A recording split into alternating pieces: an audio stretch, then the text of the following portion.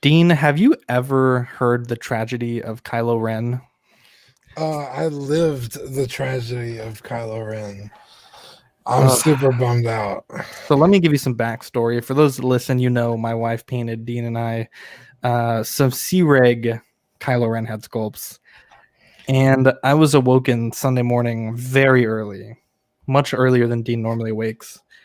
And I was told there was a tragedy with his collection. Can you put my picture really big on the screen for these guys? Yeah, and remember for the people listening as well. Yeah, so I was just going through my morning routine, and my dog was unusually quiet, and I was like, "What the hell is he doing?" So I look back, and I see him chewing on something, and I was like, "What the hell is that? It's huge." So I get up and I grab it, and it is. Oh no, dude. Destroy. I don't think there's No. any salvaging it. If I may. Molten lava hit him. Yeah, I was saying maybe we could do like some burn damage or something, like some fan fiction Kylo stuff. Yeah. It's pretty bad. It looked worse when I grabbed it because there was like paint and saliva in the eyes, and I was like, oh no. But like the eyes are fine, but it's just the cheek. This side is okay. I think you could salvage this side. Uh-huh. This side is just. Yeah, initially you showed me just the left side, and I was like, let's fix it. And then you showed me the right side. I'm like, wow, it's a tall task. Yeah, I think there's a bit of his lip missing right here. I know. That's the hard part right there, too. And I cannot find another one. I looked. I can't find another sculpt, so I don't know what I'm going to do. But it was so beautiful. I keep it on my desk. I don't leave it in my DTOF. Yeah. And yeah, and I'm telling you, I have no idea how it fell. He would have had to have fallen like I keep him right here. He would have had to fallen like this, which makes no sense. Sorry, I have his hood on, but I don't want anything to happen to this one now. Put that bitch in the DTOF. Did Kevin? Yeah. So what happened to Kevin? Is he all right? And did you? Does he get a spanking for puppy, that? So I can't. He's so cute. Come here, Kevin. Where are you? He's coming. I'm going through that right now too. My puppy's chewing on everything. Oh, stroke my Kevin. He's so precious and cute, and I was like so mad, but I was like, he doesn't know. He's just a little puppy. He knows you like it. So. Oh, and to be fair, Kylo Ren kind of deserved it, but he was just trying to help. He was making him more battle damaged. Yeah, he's so cute. I love you, Kevin. But no, Kevin did not get punished. In fact, I gave him a bone directly afterward, and I was like, I probably shouldn't have done that. Reinforce that negative. Yeah, exactly. Rewarded the behavior. He's just so precious. I love my Kevin. But yeah, so I'm fucking bummed out, dude. Devastated is the word I used. Yeah, not even Ray could fix that. Not even Ray. Hey, all you cool cats and kittens. My name is Zach. What? You can't just start this show like Cats that. and kittens were the dogs. Cats and kittens, baby. Tiger King, Netflix. Check it out. I was like, the greatest show I've ever seen. Dude, I have been saying nonstop about it. I haven't started it yet. You have to watch it. No, I'm Dean. No, I'm Seth. you didn't even warn me about that. How am I supposed to react? That's the live show beauty. Welcome to this week's episode of Collecting Weekly. This is the weekly podcast where my friends and I talk about the things that matter the most to us this week in collecting. That's right. Big shout out to Watto Scrapyard for sponsoring this week's episode. We have a decent show planned for you guys. It's a little short on news. But Dean, let's get into the best segment of all time. Yeah, you guys ready? Yes. It's new this week. Nailed it. Nailed it. Yeah, what'd you get new this week? I did buy some stuff. We're going to talk about it more in the pre-order section. But until then, I really haven't gotten. In fact, I haven't even gotten the things I ordered. They're just in the mail. But it's been. I mean, I can't go anywhere and buy something, so it's been incredibly slow. So, what about you guys? Seth, you anything cool? Yeah, I got a couple Lego sets. I got the Lego International Space Station and the Lego Apollo 11 Lunar Lander. That was it. Dude, the Slow space week. station set looks fantastic. Yeah, I can't wait to build it. I'm going to build it with my kids. I mean, we got to do something with all this time on our hands. Sounds like a good idea to get some Legos. Do you? I'm assuming you bought those online. Yeah. Okay. Nice. Steven, did you get anything cool this week? Not me personally. Shauna did pick up the Black Series chopper, the 6-inch from Rebels. So I was thinking about picking up a AP5 since they have that little R2D2 C3PO thing kind of going right now and the part of Rebels we're watching. But just a lot of things ordered, not necessarily anything arriving yet. Nice. I had an interesting week, not too much picked up, same as the other guys. I finally pulled the trigger. Dean, you know I've been wanting this figure for probably about as long as I've known you, a Figuarts Ultimate Gohan, Mystic Gohan, if you will. And this past year, they re-released him with a little bit of updates in their event exclusive line. And I bought this figure with every intention of taking the head sculpt, putting it on a new body, and selling everything else. And my God, it has been a conundrum in my household. I've been changing this figure between this Broly Goku that I removed the logos on every hour almost, and like I just don't know which looks better. I know the articulation is better on the 2.0 Goku, but the color is so vibrant in this event exclusive, and the paint is so like perfect on this. It's ridiculous. I mean, you already went through the trouble of taking the decals off. I know I should have waited. So I feel like, and I just don't want to have both on display, so I just don't know what to do. why should you do Super Saiyan Gohan and then a regular Gohan? Because I want, so I that would- is the plan. But I want the better body to have the Mystic head, but I don't know which is the better body. So, this has kept me up at night. I will say this. It's so beautiful. For the longest time, I have the Mystic Gohan, and then I also have the Great Saiyaman, which comes with the head sculpts. Yes, with the black hair and the Super Saiyan. And for a while, I thought that the Great Saiyaman head sculpts were better. It's a really good head sculpt. The Mystic Gohan is a cut above. It's just, I don't know. The eyes on the Great Saiyaman one are too like, they're too like relaxed. Yeah, and like Mystic Gohan just has that smirk face, those like really callous eyes. Yeah, it's just a better figure. I really can't wait for the Demoniacal Fit one to come out. And in the meantime, before I considered ordering the Ultimate Gohan, Adam Black from Auxiliary gave me the Time Patroller head, which a lot of people are using for Gohan customs, but you need to find an ear to since he has a scouter, he doesn't have an ear. And so I've been trying to take some of my Vegeta faces that I ruined with my custom and cutting their ears off to transplant them.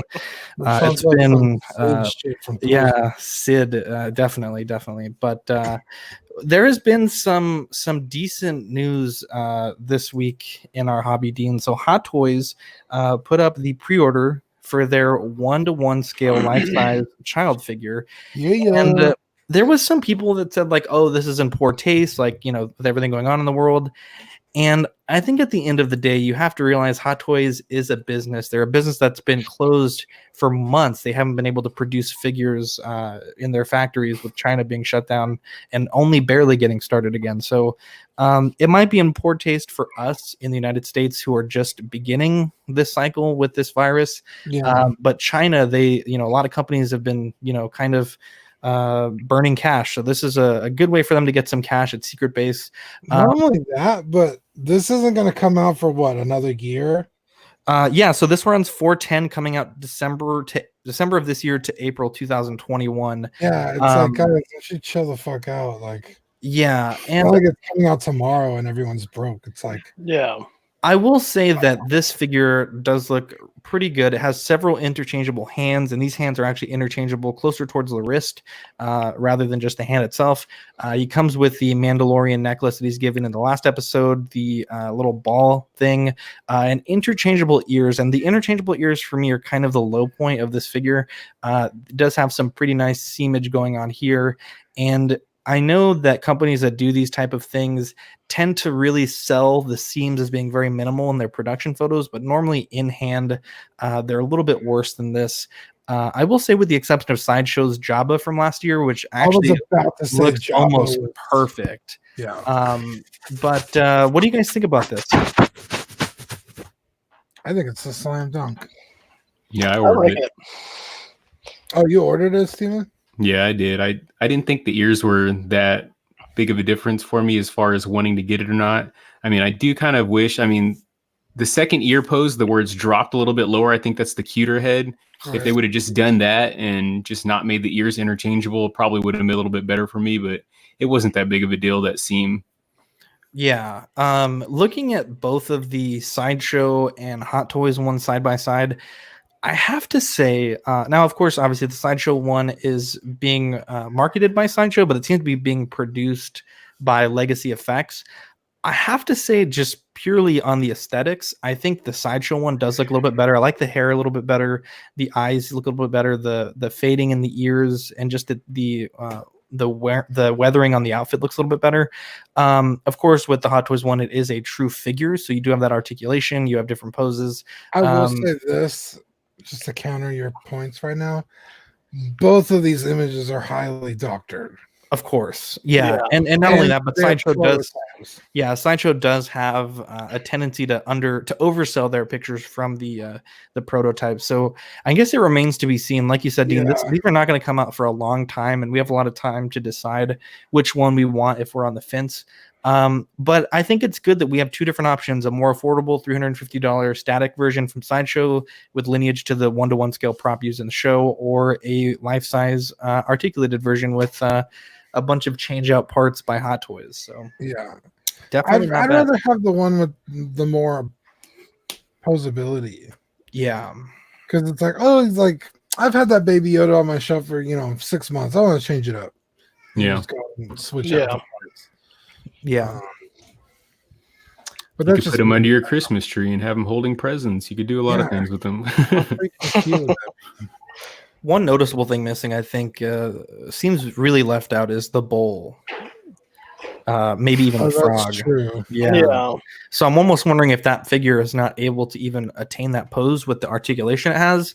So I guess it remains to be seen, but I think it's good that we have some competition out there in the 1-to-1 scale child market. And I know Hasbro's releasing their interactive version, which is obviously a much lower, it's not a true collector's item, but I'd be interested to see what people can do repainting that one compared to these other two. So it remains to be seen. But I know that there was some people that are making like 1-to-1 scale versions of their figures, and they were charging like a ton of money on Etsy and other places. And I think these prices are much better than those limited offerings. Yeah.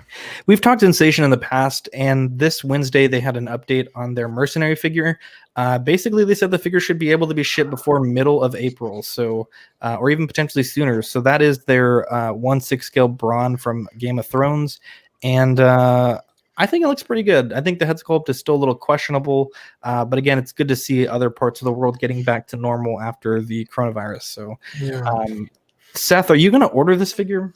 The head sculpt's a little too far off for me, so probably not. Yeah, I think it suffers the same thing. I had a problem with the Davos. It's too much green. Like, where's all this fucking green coming from? Yeah. Like, either I'm colorblind while watching the show, or not paying attention, or like they're just using colors that they didn't wear. Yeah. Because I definitely don't remember him wearing like that much green. Right. And like his boots, his boots are green. His jacket is green. I don't know. Like, it just seems odd to me. Yeah. I love the character, but I don't see myself spending the money on this. I mean, Davos is my favorite character in Game of Thrones, and I didn't even order him. So yeah, that was shocking. I still really want one, but I just haven't found one at a good price. Yeah. We've talked Super Mad Toys and their Agent K release for quite a while. They released some updated color photos of their K head sculpt. And I gotta say, in my opinion, I mean, I've been, when I bought my K from Black Box Toys 2 years ago, I bought almost every K sculpt that was out there, Right. with the exception of Jinx's sculpt. And I think this is the best, like, readily available sculpt you can buy that's painted. I think Jinx's sculpt is certainly better, but you're paying something like $50 to $80 for the head sculpt plus another $200 for someone to paint it. It's quite a bit of money. So this looks really good. And the one thing that caught me as being a little odd was the ears. But looking at Ryan Gosling's ears, they actually do kind of taper back a little bit. And I was like, my God, they actually took the time That to must get be that a right. Canadian thing because I've never seen ears like that. I have never seen ears like that either. But like, he's too perfect otherwise, so it's nice to see a flaw. yeah. But I will say that head sculpt, to me, that's like Agent lowercase k. Like, it's not quite. Yeah. I don't know what. It just doesn't look. Maybe like a cousin, but it's like that guy that like goes to the bars and like kind of looks like him, and so everybody's like, "Oh my God, it's Ryan Gosling!" He like but banks off of it. Yeah. He That's has Ryan Gosling. Yeah, took his Tinder bio. Yeah. Yeah, I don't know. It's just it's not there on the likeness, and It's like close. that's what kills the figure for me. Or like any Agent K figure thus far, I haven't ordered because none of them. I just don't think any of them look like him. Look, man, this figure comes with everything he uses in the movies. So it's gonna be great. I will gladly replace his head sculpt, because if the jacket, I mean, like, I've looked into commissioning just the jacket. For sure. Custom. I mean, you're talking $400 or $500. I was like, hell no, I will gladly just work with what I can find. I get it. I'm not saying you're wrong for ordering it. I'm saying for me personally, it's just like, you're not a real Blade Runner fan. I get it. I get it. I'm a huge Blade Runner fan. What are you talking about? Dean, these are some not as big as the Final Fantasy fan. Yeah, so excellent transition there. So these are the Ichiban Kuji Final Fantasy VII figures. So tell me about this line here. Yeah, so this like totally caught me off guard. I was just I think I was on Mercari and my save searches popped up, and I was like, what the fuck am I looking at? And I dug around a little. Now they're everywhere. In fact, they're on BBTS right now. But they have the Ichiban Kuji, which is the lottery, and they have 3 figures: Cloud, Sephiroth, and Aerith. Sorry, I'm used to calling her Eris from the original game. But these, I want to say they're probably just about 6 scale statues. Wow. Yeah, they're supposed to be pretty big. They look bigger than a Player's Kai, and that's 10, 11 inch scale. So I'm assuming these are 6 scale. And then they have the little ones, which are blind boxes, and they're the in-game models from the original game, which are super cool. Which 2 weeks ago, me and you were trying to figure out how to make Cloud. And my 3D printer. I'm still down. Dude, so am I. I'm still trying to figure out how to get his hair printed without shattering everywhere. Yeah. But I was super stoked to see these, so I ordered the big Cloud, the prize A, and then I got Cloud here and Sephiroth. Nice. For the little character models. That's awesome. Now I bought them on eBay, and it was like $35 just for Cloud, and then for $40 I could get Cloud and Sephiroth. So I was like, oh cool, I'll just pay $40 and get them both, which I did. And then like 3 days later, like right after it shipped, literally I got the shipping notification in the morning. You sent me, these are on Big Bad Toy Store for pre-order, the whole thing for $60. I was like, God damn it. Of course. I was pretty bummed. But I was like, well, I can still pre-order them, get the rest of the lot, and then give the other ones to my sister. So it is what it is. A true example. Like Gohan from the Cell Saga. Right? Dude, I like that. Steven, have you ever played Final Fantasy? No, I haven't. Oh my god. Well, the remake is coming out. It might be a good time to get into it. Comes out April 10th. But dude, Final Fantasy 7 is my all-time favorite game. I have it on my PS Vita. I play it all the time. I have like 100 save files of just like My God. every like really cool part of the game. Like I just like save. Danny Lee says, "How come they have no hands?" That's just what the game models look like. This was 1997, so this was the very first 3D Final Fantasy game, and it was pushing the PlayStation 1 to its limits. So that's what the character models looked like when you're just like in the game. When you went into battles, the models looked a little better. And then the cinematics, they looked amazing because they're pre-rendered. But yeah, that game is just a fucking masterpiece. I could go on. I could do a whole podcast of just Final Fantasy 7. Do it. You should do it. You should definitely do it. And then do another one for why I hate episode 9 or 6 or 7. Whatever. Yeah. We talked about this figure arts Bulma Capsule 9 last week, and there was some leakage that happened. So Yes. Dean wasn't sure if this was going to come with a Bulma or a Goku or what. It seems like from this image here, it will come with a special head and hair for Goku and a special skirt piece for Bulma that allows her to sit on the bike. Watching some reviews of Bulma, a lot of people said she separated too easily at the waist, and I guess this is intentional so that you can swap these parts out together. But I am super excited. I think this is the first actual vehicle that Figuarts has done. I know the Bandai Dragon Ball model kits, they've done like, the Time Machine and the Space Pod. Well, they do motorcycles for Kamen Rider, I think. The figure arts line. Yeah, I'm talking purely Dragon Ball Z, but yeah. Yeah, so are we still unclear on if it's going to be by itself or? I think this is going to be just by itself with those additional parts. Oh, wow. So very excited there. So definitely need to pick up a Bulma ASAP. And Dean, I think you need to pick up that purple gi Goku. Yeah, I think Buddy has one, so. I would wait just until you get to see what it comes with, but by every indication, it's just the yeah, because that head is cute as hell. I mean, the Goku face? Like, yeah, dude, that's right off the page. You know what I mean? Like, dude, I would even rock that with the Goku by itself. That looks amazing. Yeah, that face is adorable. And then also we talked the Jiren, which was shown recently at a convention, and we starting to get some pictures here in some publications. This is the final battle Jiren, which will go alongside the Master Ultra Instinct Goku. I know Seth or Steven rather, you mentioned you wanted to pre-order the Ultra Instinct. I know Steven should be getting it. I don't think it's anything crazy exclusive, so right. You have ability to get it there, and then GameStop has it as well. So true. I gotta say though, this Jiren looks pretty dope. I thought I was good with Jiren after the first one, but it's pretty beefy. Yeah, boy. I don't know if I'm gonna get this. This would be a great base for like a Jesse custom. Yeah. It's he really, I mean, it's the same problem with full powered Brawly. He really only looks like that, maybe 1 or 2 episodes. I mean, it's really at the end of the fight that he looks like that. Yeah, that he actually pushes himself to that limit. Yeah. Yeah.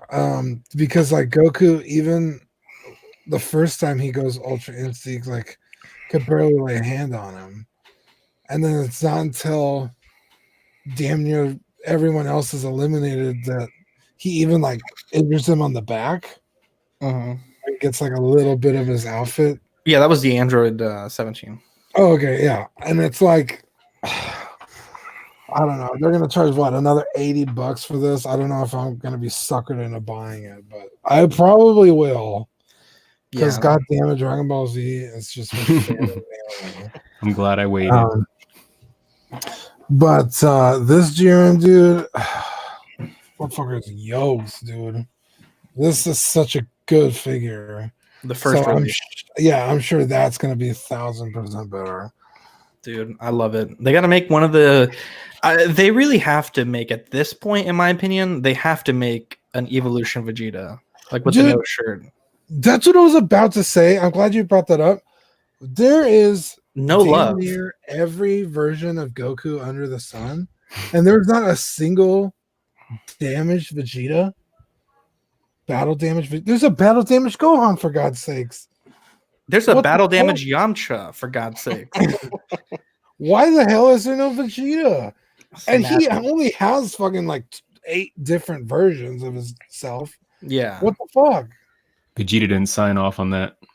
I guess not. I mean, Vegeta is literally my favorite anime character. Well, So that I makes buy sense. every one I can.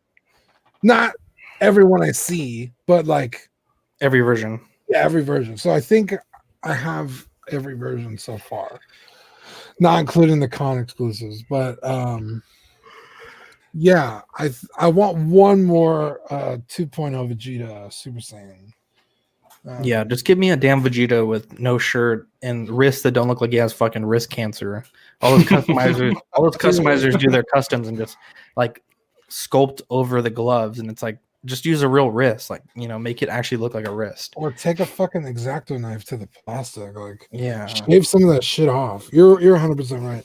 But yeah, I can't believe I'm saying this, but we need more Vegetas in the world. It's true. That is very true. I think there's more Vegetas than any other character, and I still want more. That is not any problem. So Black Series coming in hot for maybe another Collecting Weekly award at the end of the year, but they are releasing they released their pictures for their newest wave, and we'll just talk about 2 of these figures here, but their full Beskar Mandalorian Black Series figure looks dope. Except he has a knee pad when he shouldn't. Really? I did not know that. Yeah, he rocks the knee pad in the original one. I have it right here. Right, the little blue knee pad. Mm-hmm. Which one? The one on his left knee? Yeah, he only has one on his left knee. He doesn't have a knee pad on the side. That's just the shin armor. But after he switches the Beskar armor, if you go and look at any screenshot, he doesn't have a knee pad anymore. Oh wow! Let me look this up real quick. Keep the bit going. Yeah. With that being said, I'll probably pick this up because it looks dope. But it's like if you're gonna go through the trouble of resculpting the shoulder armor and the chest armor, just put a different knee on there. Yeah. Yeah. But like Hasbro does this with all kinds of figures. They moderately resculpt something and then just like repaint certain parts of it, and they call it good. I mean, I guess I can't really blame them, but it's like, but you're already tweaking the other shit. So. Yeah. Dean, I was wondering why the left leg of the Mandalorian Hot Toys looked so weird to me. And I knew because the thigh was a little small, but also because, yeah, you're exactly right. I did not catch that. Good for you, Dean. Very impressed. Keep it up. Dean's the expert over here. Yeah. Thank you guys. It might be because it's integrated right into that articulation point. Maybe that's really expensive to redo. I can't imagine why, but I mean, that's the only reason I can think of, because they didn't fix the helmet either. I mean, there's a knee on this side. Just use the same goddamn knee. I don't get it. Yeah, that's true. Just reverse it. We have Mario Cortez in the chat. It says just in time for new Star Wars figure announcements. Mario, if you ever want to come on the show, you let me know and we will make room for you, my friend. We always would love to have you. I went up Ox today. Was that Adam? That was Adam. Dude, Adam was on fire today. Adam's on fire every day. Yeah. This figure looked really promising as well. The Black Series Empire Strikes Back Darth Vader. I've said it many times. I think Hasbro makes Vader better than anyone, including Hot Toys. Their 8-inch scale Vader is the best I've ever seen. Their 40th anniversary retro collection for A New Hope is the best 6-inch scale, including figure arts, Bandai model kit. Is the Hyperreal the 8-inch scale? Which one are you talking about? Yep. Okay. The figure is amazing. And so if this figure has the right size neck vent and everything else looks pretty decent, so I guess we'll see what happens. That pose. But, that pose looks nothing like Vader. Yeah, that pose looks the weak wrist and squatting. Yeah, this is Empire, so he has the blue button on the Oh, okay. Yeah. I mean, I noticed though there's no Arabesh here. Shoulder armor. Yeah, the tabard is tucked beneath, so that's definitely yeah, when I saw these, I was like, wait a minute. Other than the shoulder armor, I was like, what's the difference between this and that New Hope version? Well, Yeah, the shoulder armor, the triangle vent on the chin would be smaller. Well, I'm just saying when I first saw this, dude. Oh, okay, gotcha. But this is God, pretty good. The cod piece is really good as well. Nobody. Let's just get this out there. And we've talked about it before. Say it. Nobody takes Vader seriously, more seriously than Zach. Thank you. That is the nicest Like, thing you've ever. you could be like, oh, this and that. And he's like, let me tell you why you're wrong on every level. He's like, actually, humiliate you. Dude, one of the guys on Ox messaged me and he was like, oh, Sideshow updated their Vader again. And he sent me some pictures and I was like, why would they do that? Like, it didn't, to me, it didn't look good. Like the updates that he was saying. And I don't know if they were recent updates, like a new production run, or like he meant like the 3.0 Vader. And I was like, I mean, I guess, I just don't get why the 80s/90s Kyoto model kit is still so much better than anything since. You're right, dude. It blows my Every mind. time I look at my Vader, I'm like, I can't. There's nothing that makes this better. It blows my mind. Because you know me, and I'm very picky with my figures. Because you'll kit match something, and you're like, don't touch it. If you touch it, it falls apart. But if you just look at it, it's beautiful. I like to be able to pick up my things, move them around, change them. Let your dog eat them. I was going to say the same thing. Let Kevin All snack right. on them. Okay, I didn't come here to be attacked. You need you to back away the fuck. But like, I could very easily go and buy a Hot Toys Vader sculpt, Dremel out the bottom, put some Sculpey in there, and pop it on my Vader and call it a day. Yeah, because I know it'll be solid and it'll hold up.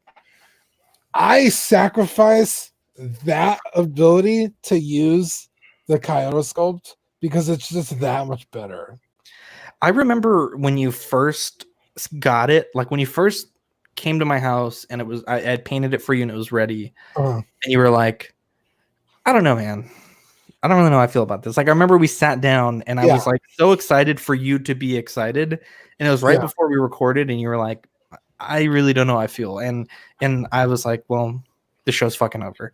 And then I remember you got home that night. And again, like, you know, it's like 10 or 11 we finished and you were like, I still really don't know, man. He's like, you're like send me pictures. Like, I'll do it later. Send me pictures. I'll do it later. Like, I kept putting it off because I just like wasn't excited.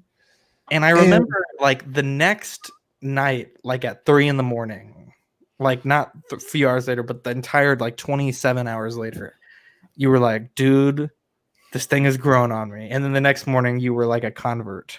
Yeah, dude, it's magical. And I had bought that on a whim because it had been sitting forever. Yeah, like the guy could not sell it and it was like $15 shipped, and I was like, fuck it. Like, Zach's paid like $90 for this kit just for the helmet alone. You've used the other parts, but I'm just saying, like, for the helmet specifically. So it's like, let me just buy this thing. I'll sit on it. If I don't like it, I'm sure Zach could use it. I'm so I bought it, and Zach did the work on it, and oh my god, dude, it's just so much better. It's he's grabbing his. And man, it's just, I look at my Vader on the shelf, I'm just like, man, there's no other Vader out that I would rather have than the one that me and Zach built. So this is the Kyoto Vader sculpt here. Look at that gloss. Oh my god, I really painted this well. I was gonna say, I think you did yours better than mine because that looks fucking phenomenal. Yeah, that's pretty dope. I love it. I fucking love everything about this. And when you put the Hasbro titanium Vader dome on it, it just screams Vader. Like nothing is better than this in 30 years. And then I put some 48mm tusks on there. So I was using the air freshener Vader. And like for the longest time, I was like, no, the Kyoto one's not that much better. I like this one more. I'm just going to stick with it. And then I put this Vader on it, the Kyoto. Yeah. And I was still kind of on the fence. And I went back to the air freshener one. And I was like, oh no, this is not anywhere close to being as good as the Kyoto. Yeah. So yeah, it's just like the second you see it on your Vader, it's just like, there's no point in going back. Like he's so anal. And of course, we got derailed on Vader talk again. Yeah. Well, it's gonna be a short show, so just fill it with Vader. I think we have like 8 episodes of just Vader. I'm telling you, like Dean says, he could do a whole podcast on Final Fantasy and why he hates the sequel trilogy. I could do a whole ass show, not just one show, like an entire show every week. Just another show on the network. Let's get into Azimuth. So the Crown series Gandalf, it is a very slow production process according to Azimuth Toys. They said their workers are only making each worker is only making about 3 of these rooted head sculpts per day. And they posted some pictures like this, but it's kind of odd because you would think if they're into the point where they're making figures for production, you would paint the sculpt first and then root it. That's what I was thinking when you first said this. I was like, why would they do and that? Everyone that I know that has done rooting agrees that that's how it's done. So this leads me to believe they are very, very behind, because initially this was supposed to come out Q4 of last year. It's now we're entering Q2 of this year. Supposed to be shipping in April according to Sideshow, but I do not imagine that is happening at all. It is a very promising figure, though, so I guess we'll see what happens. But I did think it was important for us to give a little bit of a delay update on Azimuth. I will say that picture looks amazing. It does. I knew who that was even without the screenshot to the left. I was like, oh, damn, that's Gandalf. Yeah. My hair does look great. Yeah, it looks phenomenal. Dude, that's how we're all going to be looking if this keeps getting worse and worse. My God. Let's get into releases. Just one figure this week. The Hot Toys Director Krennic released, and I gotta say, man, I normally can find the smallest thing to complain about for almost any figure, and my God, this is a perfect figure. I think of course we have to see the reviews, but just based on the early in-hand shots from people, this looks magnificent. The cape attaches with magnets, so for people making Thrawn customs, that's a bonus. The weapon looks really good. The tailoring looks really good. The boots look really good. The outfit's easy to change. The head sculpt looks fantastic. This looks like a damn near perfect home run figure. Real quick, going back to Gandalf, Danny Lee says he got an email today from Sideshow that Gandalf is delayed until July. So I guess that's news to me, but yeah, that makes sense. But yeah, what do you guys think about this Krennic? This thing just looks fucking amazing. They knocked it out of the park, really. I mean, he looks fantastic. I didn't want the figure, but damn, he looks so good that maybe I'll have to get it. Yeah, it looks amazing. Same thing. I don't really need this figure, but it would look pretty good next to Darth Vader. I don't know. Is his mouth a little wide? Or is that just my eyes? I think it might be. I was about to say some angles look really good, others don't. And then a lot of the pictures, I don't know if it was because people were taking the pictures weird, but it almost looked like everything almost looked like it had like a blur effect on it. Like it was just too soft. There was nothing like the in-hand ones anyway. And I was just like, what am I looking at? Like it just missed the mark for me. Yeah. But I don't know. That's just me. Yeah, Gerald says he's getting this figure, so and then Mario says, didn't think we'd see new Hot Toys releases during this pandemic. Yeah, they gotta pay them bills, man. Manny says the cape will be trash. Hot Toys cannot do capes to save their life. That's true. I don't know, man. I just gotta say, based on this, I mean, the cape in the movie, I mean, it's all over the place. It's like, it's not a material I think Hot Toys could scale to 1/6 scale. Like I will say that cape, to be fair, Dean does have an excellent point. The Kylo Ren cape is ridiculous. Gerald says, why does my name come up as Facebook user? On the video post, Gerald, it says, I'm going live using StreamYard. Click StreamYard.com/Facebook to authorize your account. So if you do that, I can see your name. If not, I'll just have to call you Facebook user. So you just have to scroll up to the video and click that link on the bottom. But yeah, this looks really good. I mean, like I said, I complain a lot, but I don't really have too much to complain about here. It's a pretty similar cape to the Kylo Ren one, just in terms of like how it lays on the shoulder. Maybe a little. It's probably more straight. But I will say, if they nailed this one, I don't know. That does look a little too thick because this one is not very thick at all. Yeah, and it's like paper thin. That and it lays very naturally. Yeah. So that gives me hope for the Krennic one, and you get the raincoat version too, which is like almost the same, but it cuts across his chest. You also get that second rank bar as well. Yeah, and I'm assuming that's also a magnet. Do you know? I believe it is. Yes. It gives me hope for the cape on the Krennic. I don't think I'd buy this figure anyway, but I don't know. I don't think the cape will be as trash as Manny, I think. Yeah. Dean, let's talk about our sponsor. Did you want to do the sponsor plug this week? Well, I did it last week, and I feel like you should pull some. You do it so good. I've done like 97 of them before that. Yeah, that's true. Yeah, Watto Scrapyard, man. He's doing anything you need. I guess he'll do it. From Hasbro parts to vehicles, to head sculpts on any scale. If you could think of a character, he could do it. All you need is some reference shots, and within like a few days, he'll have it ready to go. He's amazing, super easy to work with.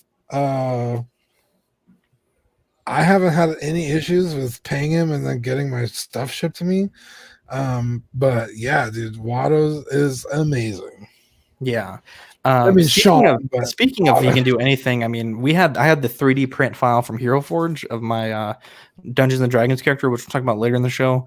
Yeah. And I mean, within an hour, he had printed out 2 copies for me. So really good guy. And I ship this tomorrow. Does he also do like weapons, like Hasbro weapons? Like you mean like a 1-to-1 scale lightsaber? No, for like the Kenner vehicles. Yeah, I'm sure he could do that. Like, oh, I need Boba Fett's blaster. Like, okay. I'm sure he could do that. Steven, I think you have to send him a message later for a secret project that we're going to work on. Make sure you do that. So nice. Good guy, sponsor the show for the secret projects are his specialty. First 3 months of the year. So big shout out to Obi-Wan's speciality. Secret projects are Sean's. Gerald looks like he got his authorization working. He says, I have 2 Death Troopers who's a no-brainer for me. I don't really care about the cape. And the great thing about the cape is if it turns out bad, all you need is some magnets and go to the, obviously when things open up again, go to Hobby Lobby, buy a bunch of white fabric and just make your own cape. I mean, it's really not, or even pay someone to do it. You don't have to tear your figure apart to replace the cape. Yeah, or just don't use it because he doesn't have it on all the time. That's true. He takes it off? Yeah. Yeah. In what part of the movie? I don't think he takes it off at all. He only has it on once. When they do the first test shot with Tarkin, I think by the time he goes to Scarif, he's not wearing it. No, I'm like 99% sure he's wearing it on Scarif. Yeah, I feel like every time I've seen him, he's had the cape on. Because he had it when he was being choked out by Vader for sure. Right. And then there was the shots in the trailer of him wading in the water and his cape was getting wet. So he definitely had it on Scarif. He's never in the water. No, I'm saying they shot that footage, so he had it on during the Battle of Scarif. Let's Google this real quick. Yeah, he does have it on there. I'm looking at when he had the gun at Jyn. He's wearing it. Yeah. Orson Krennic. Yep, Orson Krennic. While we're looking that up, Gerald says he wore the cape every time. And then he also says, "What's everyone's pre-order list?" My pre-order list is drier than my elbows. I don't think I have anything on pre-order. I canceled the child from Sideshow, and I don't have anything on pre-order. I don't think. What about you guys? I have a bunch of stuff on pre-order, but it's like the Mandalorian figure from. Yeah, I have that one too. Actually, you're right. The first edition from Hot Toys. Oh yeah, I have that one. Sorry, I have Hot Toys Mandalorian. I also have the 3 3/4 inch Mandalorian, Commander Bly Black Series, Baby Yoda Black Series, and the VF1J cockpit. Nice. That's what my pre-orders look like. What about you, Seth? A lot. Word. That's all I can say. I don't know. That's a lot. That is magnificent. That savings account's looking good, huh? Yeah. So go back. So Seth, you're still doing the thing where every purchase you make, you're putting the double of the purchase into savings, correct? Yeah. Nice. I gotta, man, with all this Rona stuff, I really gotta get back on the horse of saving. I think my wife and I are both fortunate enough that we can work. So if we get those checks, I think I'm gonna try to save that and invest it wisely. Yeah. He's got the cape all the time, huh? Yeah. Steven, do you have anything on pre-order? Yeah, I got let me see. I'm actually trying to pull up the list right now. I got IG-11, Star-Lord, Mandalorian, the deluxe one, the Child. I swore I pre-ordered one of those, the battle damaged Iron Man. The Endgame Star-Lord? I think that's the one. It's looks like it's due in October 2020, December 2020. Yeah. Nice. It's either Infinity War or Endgame. Because I remember I was like, why is it taking so It's long? Infinity War. Okay, yeah. So we have a drawing that we're going to do right now. I am just wrapping up. I just realized, like, shit, I didn't prepare the drawing. So we did a drawing for. We had an idea.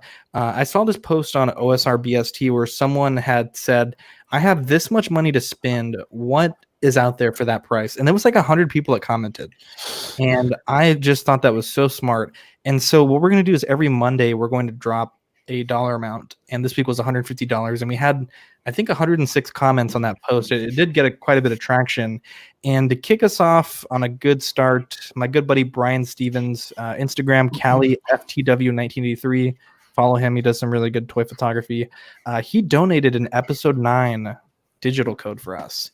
And what a guy. What a guy. And we had, like I said, a bunch of people that put in and gave us this code. So let me pull up a random number generator real quick. And what are you laughing at?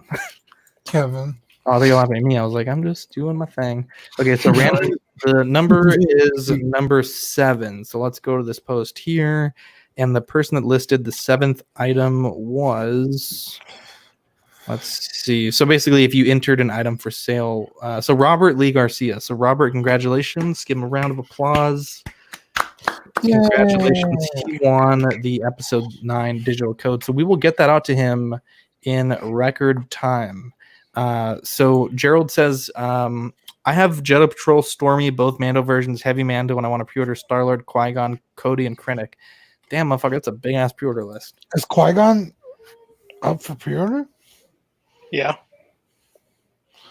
Did I miss that figure? I think he's up for pre-order. Yeah, I'm pretty sure he's up for pre-order. I feel like I had no idea he was coming out. So this week, I know a lot of things are changing in the world right now with just the things that are going on. Real quick, Qui-Gon is up for pre-order 235 April to July 2020. Wow. And I think it became apparent that this is really going to change things when the Olympics were pushed to, I believe it was next year. The NBA is considering like doing some crazy ass shit for its season. Every sporting event is canceled, pretty much indefinitely. And SDCC's Twitter has been very quiet on what they're going to do for this outbreak. And I guess there's 2 things that can happen. I mean, there's several things that can happen, but essentially it boils down to 2 things. They could cancel it or postpone it now. Give people plenty of time to get their money back, to make different accommodations, make new plans. Or they can wait and they can cancel like the week before, like other conventions have been doing. And I think, obviously it would suck if there's no SDCC, especially if you had a ticket to go. Yeah, you have to do that like a year in advance. Yeah, but you have to realize all your stuff so early. I would almost say it's more inconvenient if it gets canceled at the last second, That's what yeah, you're fucking over everybody if you're gonna wait until the week before. Yeah, so I'm hoping that a lot of the people that are showcasing at SDCC will pull out and force their hand, because at this point, as bad as it's getting in the United States, as bad as it's getting, and SDCC, it's not just people from San Diego. You're getting people from all over the world, from New York, from Texas, lots of different hot zones, other parts of the world that may be done with the coronavirus. They may have worked through it. You're risking a whole second wave of infection. And so I put a post for Ox Talks this week. The Olympics were pushed back, but SCCC's Twitter has been silent on the coronavirus.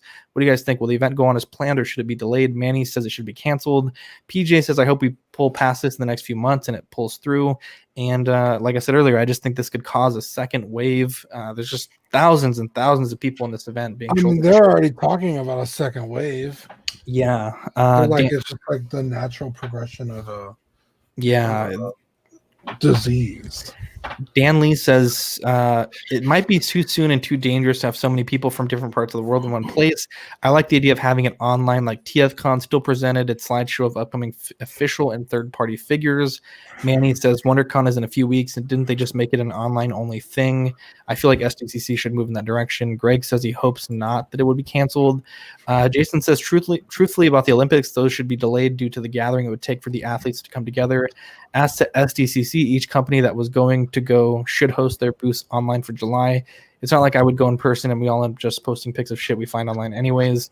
They can also host their panels online too, easy enough. No Q&A would be available, but they could still have the panel broadcasting from whatever studio's on location site. It wouldn't be that hard to host this all virtually, and they could still charge money to access the virtual Comic-Con's content. I do like that. Fernando says in the comments it won't get canceled. And I'd be curious, Fernando, to see your reasoning. Maybe you can chime in while you're watching. Seth, Dean, Steven, what do you guys think about this? It's risky. I think they'd be really stupid not to cancel it. Yeah, they could move into an online format and still kind of host the thing, but as far as in person, we don't know how bad this thing is going to be, even up to that point. Yeah. When is it supposed to be? July, end of July. It's like July 23rd or 27th, I think. I mean, that is a ways away, but I mean, we just don't know. Like at this point, they're trying to rush, medicines into use for. I think by then there's supposed to be a vaccine. Yeah, right now they're just doing malaria drugs to try to treat patients. Yeah, they seem to be working well, but I mean, this virus is just so new and so, so deadly at this point that I don't know, man. Yeah, there'll be a lot of lawsuits if people get sick from it. I was going to say, I think if they don't cancel it, they'd be stupid not to, but you'd be really stupid to go. Yeah. Gerald says in Australia, there's no public gatherings for over 100 people. Should be the same for the States. In the United States, as far as I know, the official recommendation is 10. Yeah. 10 I had a funeral this weekend for my grandfather, and at the funeral, there could only be 10 people in the chapel at a time, and you had to go wait in your car. And then at the burial, same thing. It was only 10 people could be, present, and then they'd have to leave, and then another 10 people could come. Today, not to compare this to a funeral, I'm sorry, Zach, but I drove by a Discount Tire, and they had a tent outside and seats, and each seat was 6 feet away from the next seat. Yeah, they were you had to wait outside. You couldn't even be inside while your car was getting worked on. Yeah, but yeah, people. I mean. So far, people are taking it very serious. I don't know, man. In my neck of the woods, people are being fucking idiots. Really? Yeah, my neighbor just said, "Oh, I'm having a party this Friday, and as long as everyone stands 6 feet apart, they're kind of making light of it." I'm like, I mean, yes, obviously you should be, but if you're all sharing from the same food and breathing the same air. Fernando says it's at the end of July. All this will hopefully blow over by the end of this month. Dude, I don't think so. Italy is 3 or 4 months in the middle of it. And then China took them, quite a while. And they're probably lying. Yeah, I know. Because it was just a week ago, Donald Trump was like, "Hey, we should get everything back and running by like April 15th." Easter. Yeah, and then He's like, just JK. today he was like, "No, that's not gonna happen." Well, I think they've said that the social distancing is working to flatten that curve, and that's why they want to extend it. So it is working, but it's not like we're done, you know. Yeah. But all good responses there from everybody and from our Ox members. Speaking of things getting delayed, this is a screenshot that smart. Sweet Angels. This is what Manny shared. He said that Sony has announced they're delaying the release of all their summer 2020 movies until 2021. This decision includes such high-profile releases as Morbius and Ghostbusters Afterlife. The move comes on the heels of an industry-wide delays related to the shutdown of movie theaters during the coronavirus pandemic. So this almost goes back to what we talked about last week, because okay, now they're delaying movies until 2021. Mm-hmm. Let's just say the movie theaters do open in a month or two. No one's gonna go. No one's gonna go see anything. There's nothing gonna be out. So it's like, okay, you're just adding to the problem that no one's going to be going to theaters. And that's even if they open. They could still be closed for months. Yeah. So it's just like, okay, like that seems a little weird to push them to the next year. It's like, why don't you just postpone them indefinitely and then, or why wouldn't you just release them digitally and charge people like $30 to watch it? Like, yeah, it's just own it. Mario says Star Wars Celebration is still on. It's about a month after SDCC. I'm sure that'll be changed in some way. Yeah, that needs to be changed. Gerald says, on a lighter note, how's everyone's collections going? What are you guys looking at? And how's quarantine treating you guys? I'm definitely enjoying my collection a little bit more now that quarantine's going on. I can't go to stores to buy things, and the things that I want to buy on Amazon or other websites, you know, the postal service is just, with Amazon, they're delaying anything non-essential. So I've been saving quite a bit of money. I've been enjoying what I have, been trying to work on some projects. Like I caught up like on 6 or 7 projects over the weekend. So it's going pretty okay. Are you guys having a good time with quarantine? Yeah, just hanging out with my dog and playing a lot of Call of Duty, which I'm super good at. It's all right. I mean, I don't know if I'm enjoying it by any means. I'm still working with the same capacity, maybe even more, because it's really, I mean, I'm not trying to complain because I have a job, and but that work-life balance is really blending in with each other when you never leave your office, so to speak. So I think I'm even more exhausted since I'm working from home. Yeah. I mean, I worked from home before all this, so it's not really that different. I also haven't had a car since the accident, so yeah, I've been fucking cooped up since November, man. I'm like, dude, man, you're a pro at this. Dude, there was this Manny says just call around. So there was this post I saw in a group, and this guy was bragging like, oh, I did all this toy hunting, but it was great because I didn't actually go hunting. I just called a bunch of stores and found one, and they held it for me. And I'm like, dude, you are such a douche if you're calling stores like Walmart or HEB or Target to have their employees go to the floor and look for a toy for you to put it on hold so that you can go in and get it. Like, one, I mean, I guess if you're there to buy groceries or whatever, you can say you're there for essential business. But if you're just hunting toys, you're an asshole. Asshole.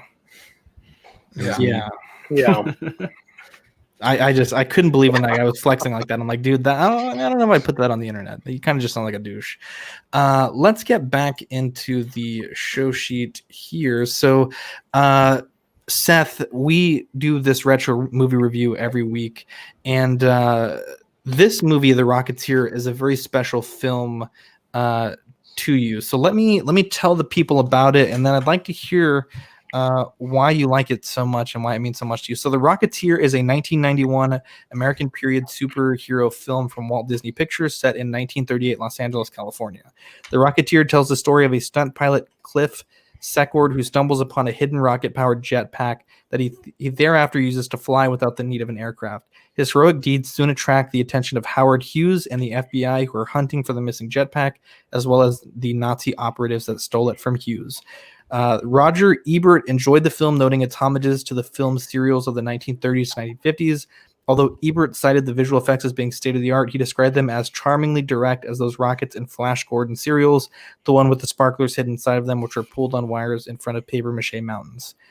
Seth, tell us about this movie, why you like it, and I'd love to hear your thoughts on it.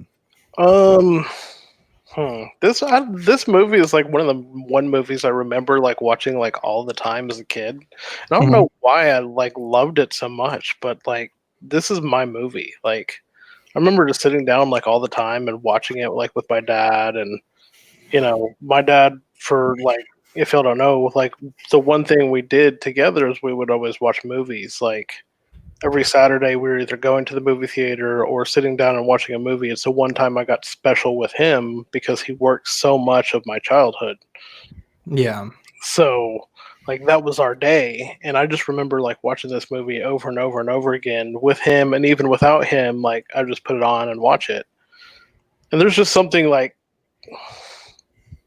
nostalgia. Yeah, it's that nostalgia. Like it's the good guy fighting off the Nazis, kind of like, Indiana Jones, but with a jetpack. Like, what is there not to love about that?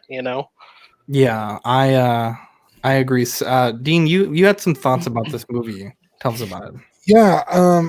Okay. First off, solid cast, dude. Dude, amazing. You got Jan from The Office singing. Dude, yeah, singing I thought she was gonna have a tunes. bigger role, but she was in there twice. I was like, okay, whatever. You had to twist my arm to watch this movie. That was before I knew Jennifer Connelly was in this movie. Yeah, I would have watched this heartbeat had I known. Dude, babe. But yeah, Alan Arkin, dude. Timothy Dalton, which is like the bad guy from Hot Fuzz, which is like one of my favorite movies ever. So I was like, oh man, this is great. I've never seen this movie. I wasn't that interested. I was kind of like, oh, I have to watch this for the podcast, whatever, like I guess. And I sat down and I thoroughly enjoyed myself. Having said that, I think this movie could benefit from a reboot. It could. It definitely could. You know who would be a great Rocketeer? The dude that plays the Star Trek actor, the front man for the reboots. Oh, Chris Pine? Chris Pine. Yeah, dude, the whole time I was like, dude, if they reshot this, like Chris Pine would be an amazing. Dude, I could see some like awesome, and I'm talking like a very true to the original recreation of this movie, not like a new take on the tale. Like, yeah, stick to the original story, not necessarily shot for shot, but like make it like the original movie. Dude, I could picture like some badass flying scenes. Yeah, or like whenever he lands, do like one of those cool like Iron Man like half superhero pose landings, like Star-Lord. Yeah, man, this movie could be fucking amazing had it come out later. Yeah, I loved it. Yeah, we talked about this.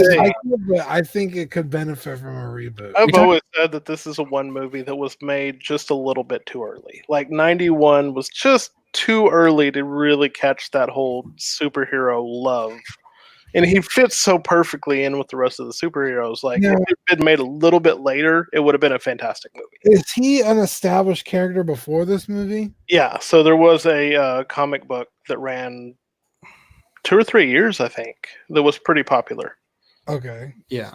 Because it's got that really cool, like, steampunk kind of, like, turn of the century, like, future, what do they call it? What the hell's the word I'm looking for? It was like when Disney made those like future land things. The world of tomorrow kind of campy, I guess. I don't know. Yeah. No, not campy, but like it's just like it's got this very unique style to it. The word kitsch is sticking out to me. Real quick, catching up on the chat real quick. Super Duper Paratrooper says, "What up, dudes?" Danny Lee says it was a cool movie for the time. Mario says, I've been wanting to watch this again. Don't remember much about it. It's on Disney Plus. Yeah, it is on Disney Plus. And then Paratrooper says, I thought this guy was Star-Lord when I saw the statue. I've never heard of the Rocketeer. This is a good movie. I enjoyed it. I remember watching this movie a lot as a kid and really enjoying it. And I always had this scene in the back of my head when he's in the gala area and he's like flying around like the ceiling. And like I said, I watched a lot as a kid. I kind of stopped watching it, but I always had that scene in the back of my head. I always wondered what movie that was from. So seeing it again today, I was like, hey, that's where that's from. I liked it. The acting was kind of goofy, I guess, but the movie was really good. I really enjoyed the scene where there's kind of a twist and some bad characters kind of do some good things, and some good characters kind of do some bad things. I really like that. Super good movie. Steven, have you there was some story elements real early on. I was like, that makes no sense at all. And I was like, oh, okay, let me just sit back and just try and enjoy this because that was really dumb. But yeah, it was good. Steven, have you seen this movie? I haven't seen it in a very long time, and the thing that I do remember about it was I would confuse it with Iron Man. Like when I was younger, I would think that this was like his first form, like his first suit that he ever had, or something like that. They do look kind of similar in the face. Yeah, they really do. Yeah, it's is it Art Deco? Is that the yeah Art Deco. Thinking, yeah, Very Art Deco. But yeah, it's because they almost set it up for a sequel. They definitely set it up for a sequel. Yeah. But did the movie not do well? No, it ended up being a complete flop whenever. Really? Yeah. It's one of those kind of cult classic, like it gained a big following after it hit VHS at the time, and it was a total flop whenever it hit movie theaters. That was Firefly for me. That's why we're talking about it. So the Rotten Tomato score is 64%. So let's talk about the toys from this film. So Medicom did 2 versions of this figure in 1/6 scale. Seth, I know that's one of your most prized figures in your collection. I think you've talked about it a few times on the show. Recently, Diamond Select has put out some statues and also 2 different versions of the same figure. One with more accessories, one with less at Walgreens. Funko in their Legacy line has made some figures, and also in the Dorbs line, and then also Medicom in their, I think it's like their teddy bear line. Bear Brick. Yep. And this is Seth's Rocketeer collection here. So lots of cool figures. I like the gray one, the grayscale one. Which one is that one? It's what is it? The Reaction from Funko. So they did the regular color, and then they did like a black and white version. Right. Nice. This is very cool. So you said you've bought some replacement parts for this figure, the Medicom one, throughout the years? Yeah, so I had to replace the body on it because, like, you know how Medicom bodies, they kind of suck. And he broke his hip. Yeah. So I had to mod him onto a true type narrow shoulder body. Mm-hmm. And it works. It's a little bit taller, but it's still, it took a little bit of modding, but it does work and it looks fine. Yeah. You can always cut down those ankles if you need to. Yeah. Get a little less height, but dude, that figure's dope. It's pretty expensive too. Who's the actor that plays him? I have never seen that guy in my life. What is his name? From anything? He's like in one other movie, and I can't remember what movie it was. Mario says, surprised a reboot hasn't happened already. Yeah, Chris Pine would be perfect casting. Yeah, dude. The whole time I was like, I just want this to be Chris Pine in a reboot like today. Oh yeah. Yeah, this is a good movie. I liked it. Billy Campbell. That's the name. Dean, you're up next for the retro movie review segment. Do you have an idea of what movie you want us to watch this week? I have a really cool movie. It's on Netflix. It's I don't know if you'll like it, but I think it's cool. What is it called? It's called Gauntz Zero. It's called what? Gauntz, Gantz 0. Is that an anime? It's a 3D anime, yeah. Is it a cult movie, would you say? I think so. It's 2016 though. Okay, I mean, we just watched Ghost in the Shell. That is true. I guess Dean doesn't follow the rules, but I mean, I'm down to watch it. If that's what you want us to watch, that's what we'll watch. I could think about it, but I highly recommend Gauntz to anyone who's listening. It's wild. Yeah, Super Duper Paratrooper says Tiger King, dude. We have to do the last episode. Dude, everyone is talking about. I'm on the last episode right now. I'm so excited. I'm hoping to finish it tonight. Seth says, "Is that Robo on the left?" Yeah, it is. Is that the Medicom? It's so I have the what is it? The 3A new RoboCop. Is it 3A or 3.0? Can't remember. And then I have the Hot Toys right beside it. Man, boy. What's a coin? Is that a shield? I guess worst case, Dean, we can always open it up to Ox if we want a movie to watch. I feel bad for. I thought Zachary De Hoya requested something, and I thought it was you, so I like shot it down like ugly, like fuck that. I'm not watching. Oh man, are they still in the chat? Yeah, they're still in the chat. I bullied them out of there because I didn't realize they were there. Let's get into custom corners. So this week I did a paint job for Sean Fear from Auto Scrapyard. I painted his Scrapyard clone, and boy, I'm getting back into the swing of things. It's been a while that I've used the airbrush to paint a human head sculpt, and I did a lot of this with the airbrush when there was some brush paint to finish it off, and I like the way it came out. The flesh was a mixture of Vallejo 71-076 skin tone with some Vallejo flat earth, a drop of red paint, and I think it came out really good. I really like Agreed. it. It's easier to paint it bald, or does that make it more difficult? That's a good question. The hair is usually not difficult. I think the hardest part is lining up between the hair and the flesh, like getting that nice and crisp is always important to me.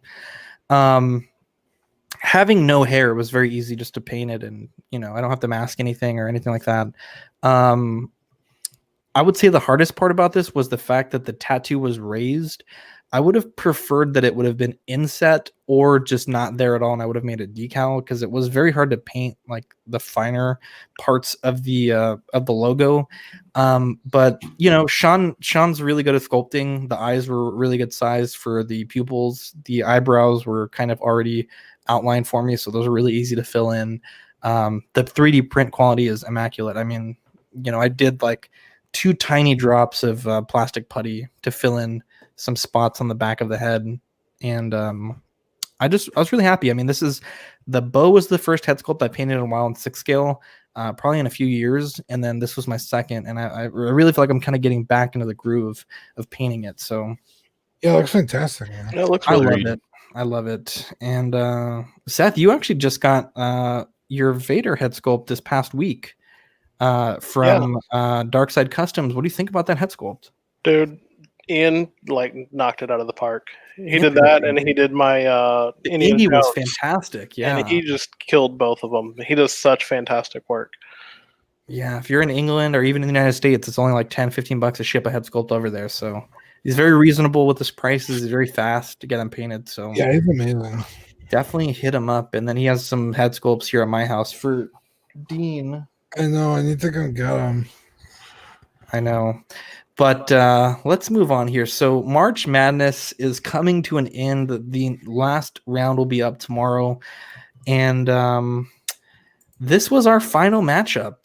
After this whole month of voting, we are down to Darth Maul and Iron Man Mark 7 for the best 1/6 scale figure released last year. What was that again? Darth Maul, or was it Darth Maul? I said Darth Maul. I've been doing pretty good about it.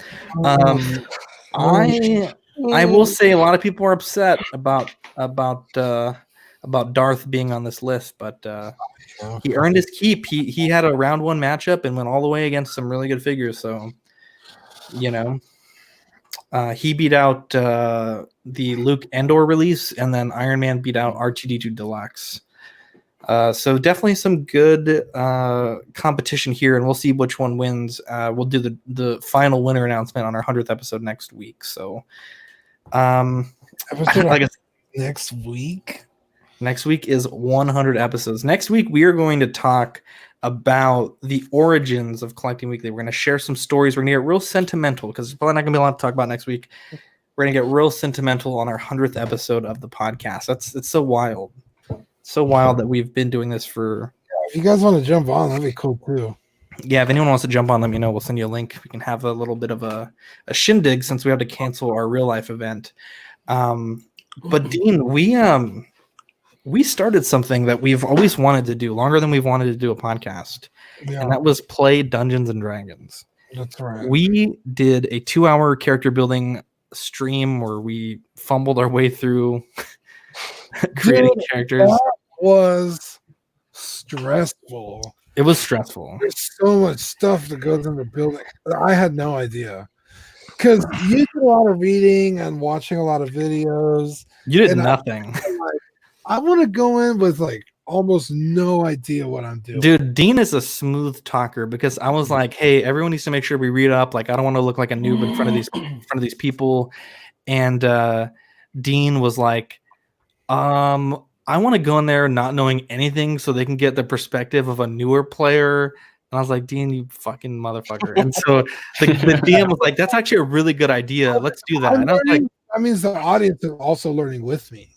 yeah. And they can be like, oh, like that wasn't so bad. And they do with their friends, you know. Or, admittedly, it wasn't too bad with the Google sheet. I think we would have been totally lost without the sheet. Yeah, that came in so handy. But Cody is a genius. Cody's a genius. Cody's a good DM.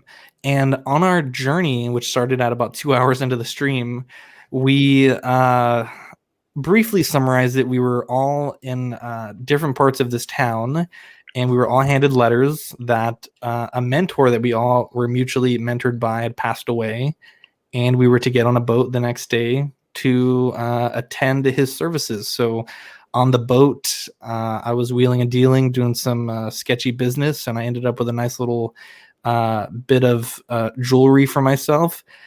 We were almost capsized in this nasty storm, and Dean saved us. Deanie's character saw, I think it was Dean's character eating a bird, and her character's a bird person, so it was kind of awkward.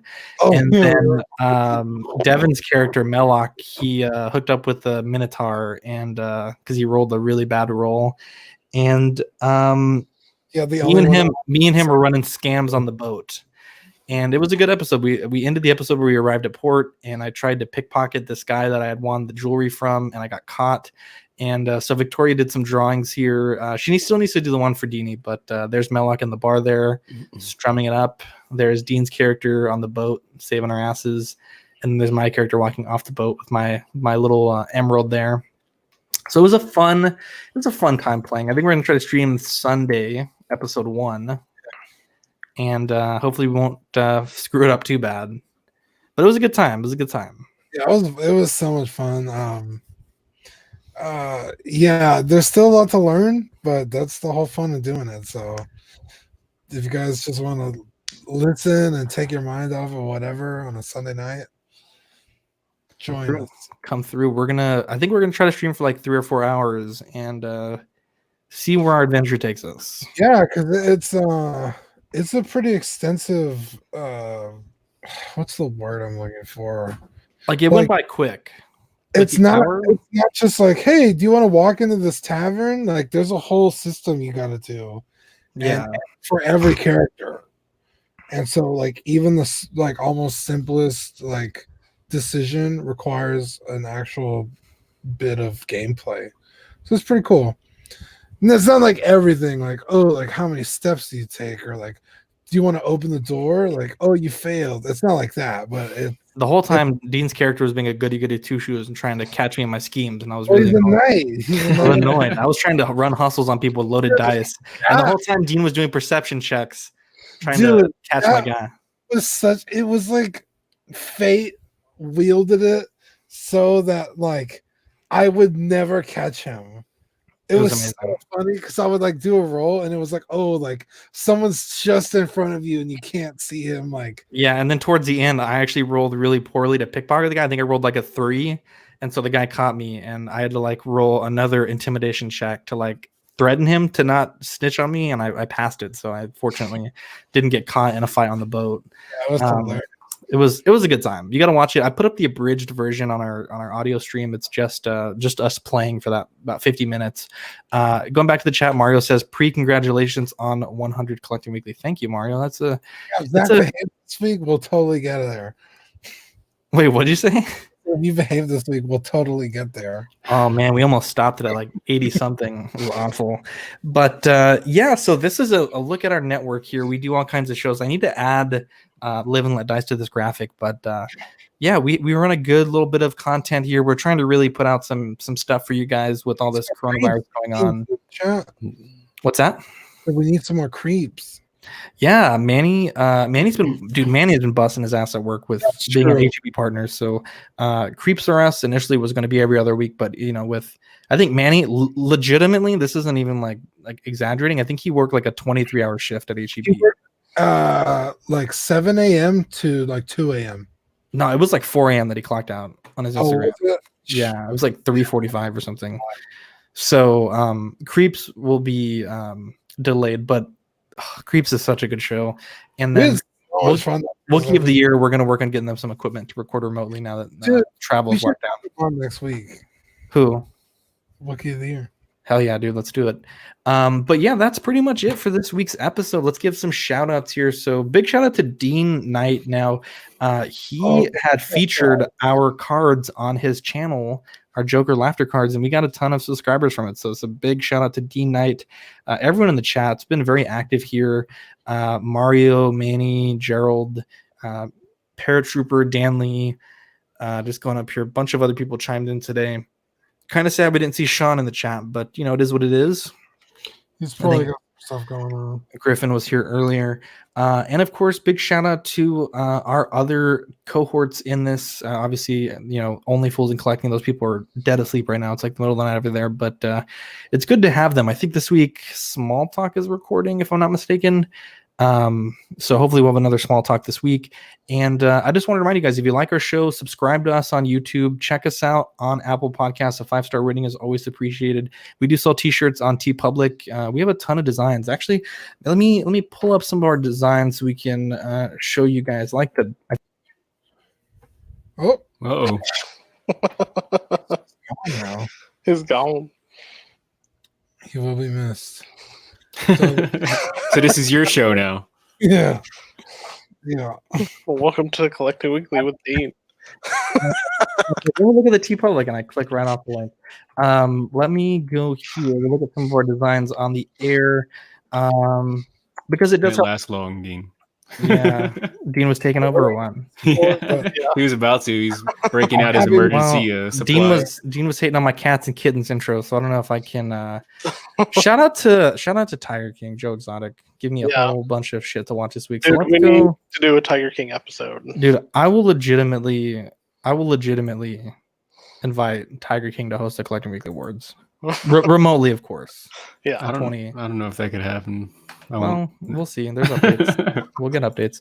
So let's see. So going here, let's look at some of our designs here. So Damien just put up a bunch of Small Talk designs.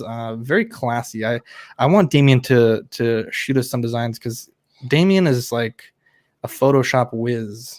We have very talented people on our team. Manny's done all of our designs for Collecting Weekly. And we got the Sweet Angel. Look at that right there, Dean. That's a lovely shirt right there. You gotta love that. That one was designed by Manny. The CW Awards shirt, my favorite auxiliary, the new Collecting Weekly Live logo. This would be a good one for Creeps R Us, actually, with Manny's little triangle here with the skeleton hands. The Have a Nice Day shirt, really cool there. The Seth Industry is a fan favorite. Wow. Yeah. One of our most sold shirts. And then, of course, the Crispy by Collecting Weekly shirt. So we got a little bit of a selection for everyone who listens to our show. But Super Paratrooper says Joe Exotic is the man. That dude is crazy. And then lastly, shout out time to 6CL Scavengers, Brian, Chris, TC, Matt, Roy, all the guys there. Wonderful guys. Always hyping us up. And I still can't believe TC sent me a whole ass figure arts just for being a cool guy. And I feel like I want to give him something nice in return. So big shout out to TC. What's that? What'd you say? Take a pic of your beehole and just send it. I mean, he only gave me a figure arts. If it was a Hot Toys, sure. But I'm just kidding. Gotta draw the line somewhere. Yeah, Paratrooper says I need to buy some merch from y'all too. Been dropping too much on SSS merch. Time to get some CW swag. Yeah, Paratrooper, let me know if you get some swag. I'll send some chrome stickers your way, and we have some holographic new this week stickers we can send your way as well. But don't give them all away. What's that? The holographic new this week. I need a couple. Yeah, we gotta get those. Do you guys have any shout outs you wanted to give? Kevin for Mario said super duper paratrooper is an angel. That is truer words never spoken. Truer words never spoken. Yeah, super duper paratrooper. What's your name? So we have to know. Like, lift the veil of secrecy. Shout out to Steven for coming on. Dan Lisa, hook me up with the new this week sticker. Yeah, we'll send you the hollow. I think you have the smaller one, but we'll send you the hollow one as well. Shout out to Steven coming on today. I hit him up like 10 minutes before the show started. I was like, hey, you want to come on tonight? And Ben Porter. Oh, what up, Ben? Sweet angel. Yeah, Ben shares all kinds of cool stuff on Facebook all day long. So when I jumped on the stream, I was like, oh wow, handsome. Just riding on coattails. That's all I'm doing. Yeah. Congratulations. Shout out to your new puppy. What's your puppy's Instagram? It is Kismet the Sheepadoodle, actually. She does have an Instagram tag that Shauna is doing. Is that Kevin? Yeah, Sheepadoodle's a real breed. Sheepdog poodle. Dean, does Kevin have an Instagram? No, he should though. Kevin needs an Instagram. He could chew on different figures every week and just he could review their taste. That would honestly be hilarious. Dean, broke my heart when you told me this. I'm sorry, Dean. That was such a great figure too. Dude. I'm so bummed. I think I just sat in silence for like 10 minutes. I was just like watched him eat the bone that you gave him. Dude, I could just hear it.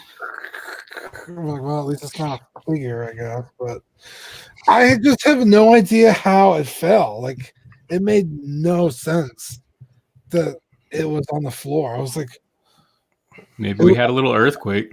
Nothing fell. Like, so the figure was standing still, the body? Yeah, up against something. It's not like it was freestanding either. I have a bunch of boxes, and it wasn't close to the edge.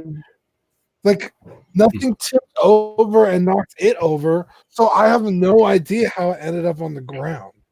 Dude, that's wild. I cannot, explain how it wound up on the floor. And like I said, it would have had to have fallen sideways 3 feet. Maybe Kevin just got on your desk and bit that fucker off. Maybe, but he's so small he can't reach. He could barely reach my knee when he's standing. Yeah, but dogs can jump. Maybe jumped on your chair, then parkoured onto the desk. I'm afraid he does that. So I always turn my chair away from my desk. Maybe he swung the chair and then catapulted himself. I've been playing too much Assassin's Creed, so maybe. Hell yeah, baby. Trying to practice for my rogue character, man. I got my whole second identity ready. I got some hustle games. I'm learning a new language. Nice. Unity is beautiful, dude. Dude, it's gorgeous. Walking around town in the crowd. You can't be around anybody. Yeah. Last comment here. Gerald says, shout out to you guys keeping up with CW in these times of uncertainty. What a guy. What a guy. Shout out to Gerald for watching us in Australia. It's probably hella early over there. Or hella late. I don't know how time works anymore. Why are you 6 hours behind? So yeah, it's probably really early. Bless his heart. Anyways, guys, I'm Zach. I'm Dean. I'm Seth. I'm Steven. You cool kittens, have a great week, and we'll catch you for episode 100 of the Collecting Weekly podcast. Nice. Actually, real quick, one more comment here. Gerald says, could I ask for one last question? Someone offered me a diecast Mark 6 for a decent price. What are you guys' thoughts on the figure? I already have 3, so I don't really want one more, but I would get 3 Mark 6s no, 3 other Iron Man.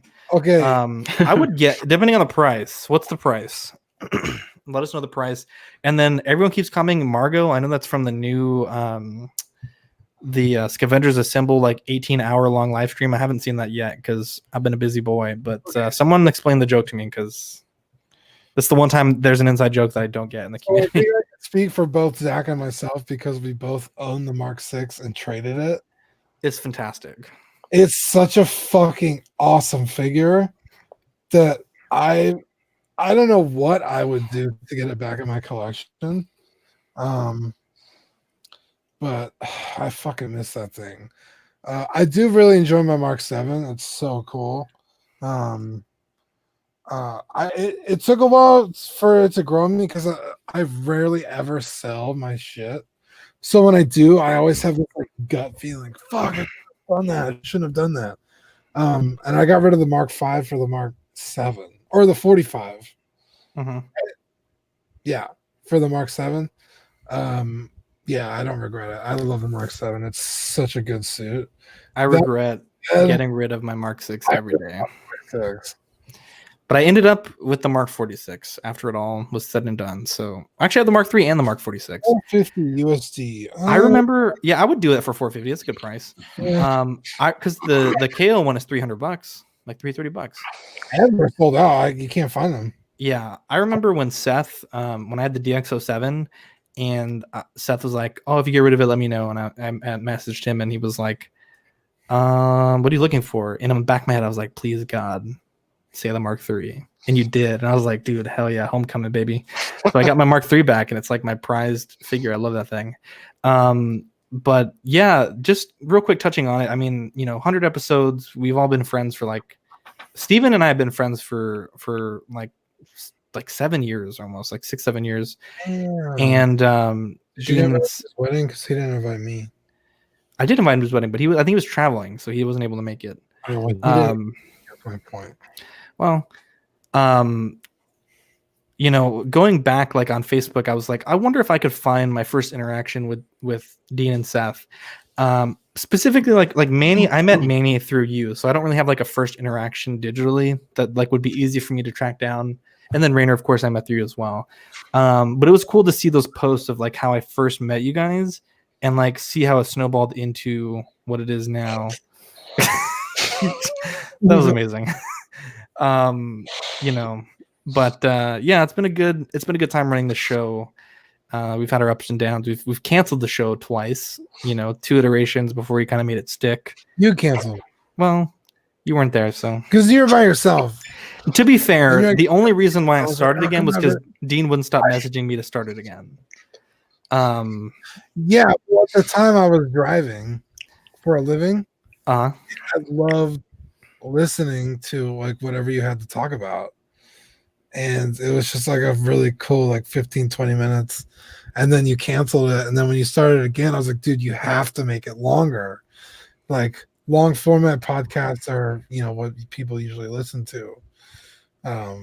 Yeah, and it wasn't until you came and did it, the show with me, because I would tell you like, well, I mean, yeah, in a perfect world this would be like a 2-hour show, but in reality, there's a quantable amount of things you can say before you run out of shit to say, and 20 to 30 minutes was like my limit at that time, like what I could put thoughts and like obviously now we can kind of spitball a little bit better, but like this part right now. Yeah, and I mean the show really changed because for a while there, like it was just kind of a thing that was like, oh, I guess we'll do it.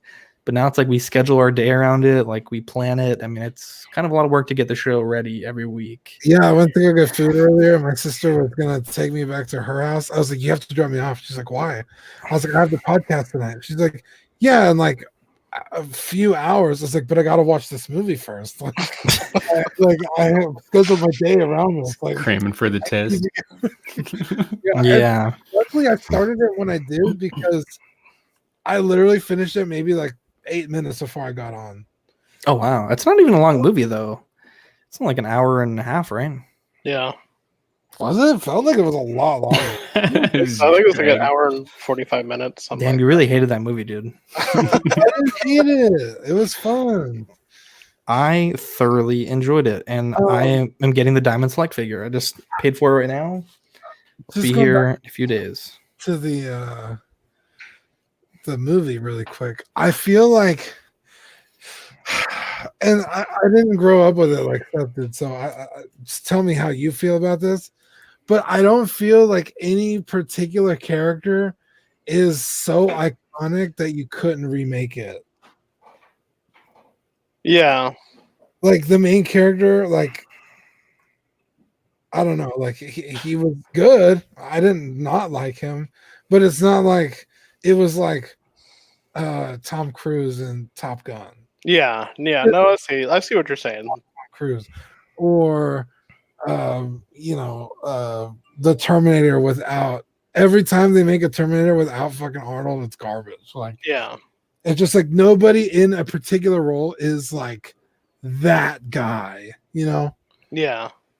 So I feel like that kind of lost it, or it suffered for that. Yeah, no, I agree. Like, you could definitely remake the movie today and it would not hurt Anyone's feeling. Yeah, like it would be fine. Like, it'd be the movie. Like, you just need the helmet, you need the jetpack, you need somebody that kind of looks like that character, and you're set.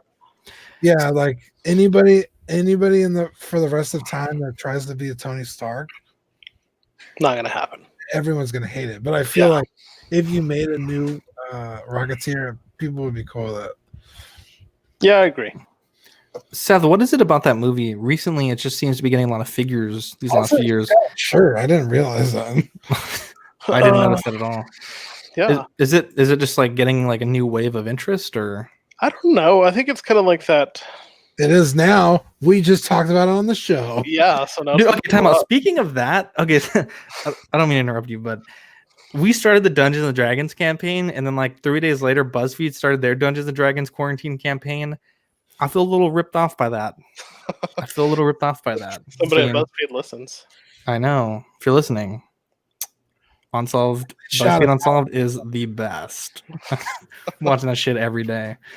But yeah, I don't know. I was like, man, obviously they're probably not copying us, but I was like, man, we're onto a good idea. Like, if the people at BuzzFeed are doing the same thing as us, a few days later, we're doing pretty good. So I don't know. I just thought that was pretty neat. But anyways, guys, we're rambling here, so let's cut this off. I'm Zach. Cut him off. Oh, I'm sorry. Go ahead, finish, Seth. I'm sorry. What was I saying? He was saying I don't know, so I didn't want to let him struggle. Oh no, what's going on? I mean, you already ruined it. It's fine. I'm done. No, now I need to know. Now I can't be able to sleep tonight if I don't know. I'd like it. I guess it's that, like, why is the Iron Giant all of a sudden getting like all kinds of figures? Okay, first off, don't ever come Iron Giant like that. Maybe it has something. That's true. That's my homeboy. Disney Plus. I wonder. That is true. Yeah, that's true. Maybe just like it's easier to get a hold of now. Maybe. Yeah, maybe. Yeah, thank God I was on Disney Plus because I wouldn't have watched it otherwise. Which of these is better? I don't know.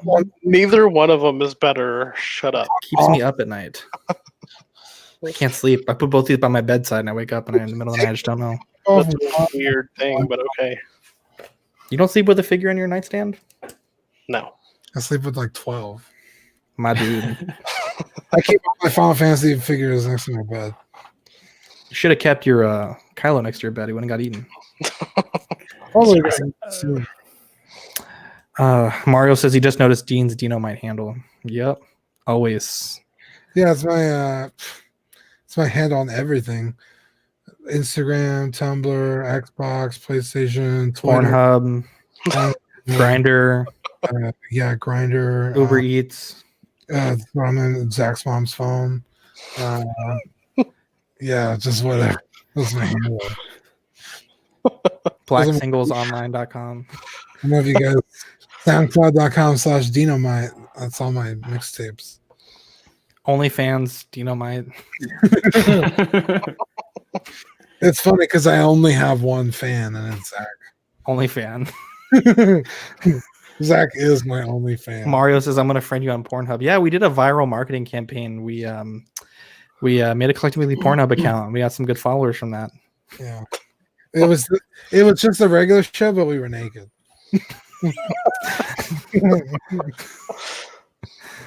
Oh boy, what a guy! What a guy! Prawn Hub. Anyways, I'm Zach. I'm Seth. And I'm Steven. Catch you guys in the next episode. Bye.